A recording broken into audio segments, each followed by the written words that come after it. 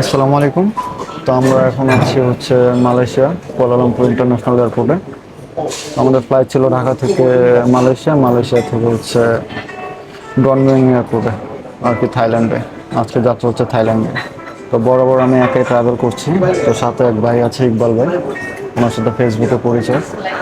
ভাই কিছু বলেন। তো ভাই হচ্ছে আমাকে লাউঞ্জে নিয়ে আসলো অ্যাক্সেস দিয়ে। তো খুবই ভালো মানুষ। আর এ হচ্ছে লাউঞ্জ।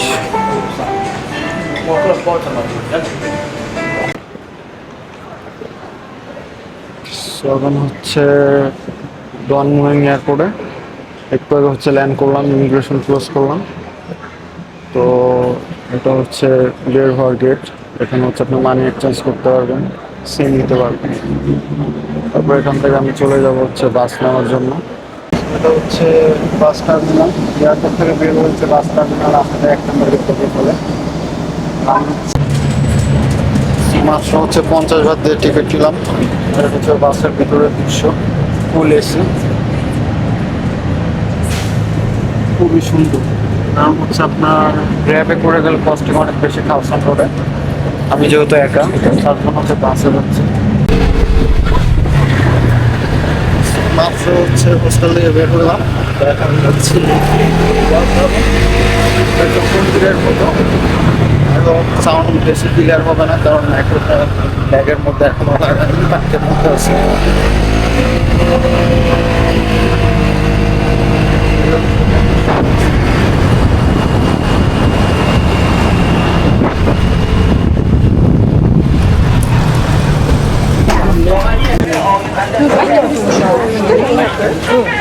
সো এটা হচ্ছে ওয়াটারুনে যাওয়ার টিকিট কাউন্টার।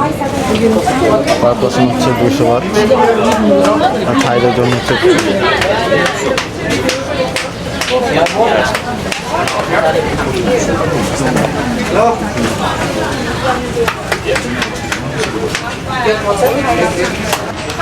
গুগের সাথে হচ্ছে আবার একটা স্ট্যাম্প মেরে দেয়, সিল আর কি। ওয়াদিরামে যাওয়া।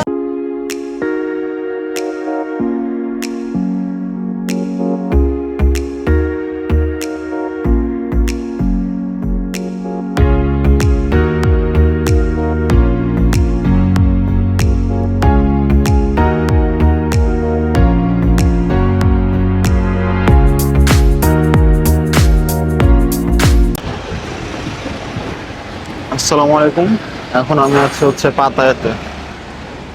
তো আজকে যাব হচ্ছে কোরাল আইল্যান্ডে ফেরি নিয়ে। তো এখন আমি হোটেল থেকে বের হচ্ছি। তো আমার পিছনে হচ্ছে ওয়াকিং স্ট্রিট। আমার যেতে হবে হচ্ছে ফেরিঘাটের এখানে।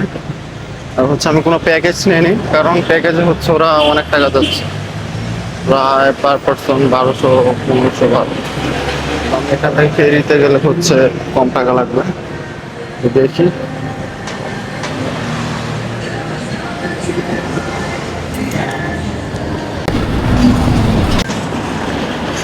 সেটাই হচ্ছে ওয়াকিং স্ট্রিট। দিনের বেলা একেবারে নীরব, রাতের বেলা অন্যরকম দৃশ্য থাকে।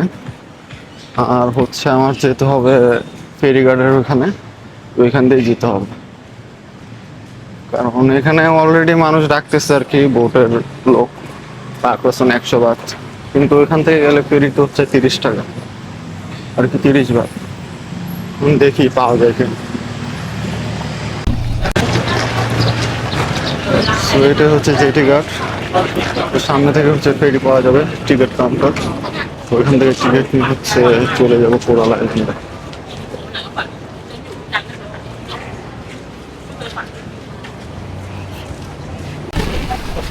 সেখানে হচ্ছে টাইম দেওয়া আছে, কখন ছাড়ে কখন আসে। এটা হচ্ছে ফেরি।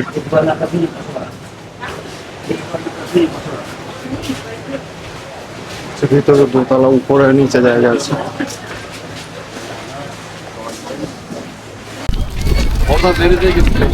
ফাইনালি এখন হচ্ছে আপনার ফেরি থেকে নামলাম কোরাল আইল্যান্ডে। তো এটার মধ্যে হচ্ছে আইল্যান্ডটা অনেক বড়, আর এক একটা প্লেস আছে।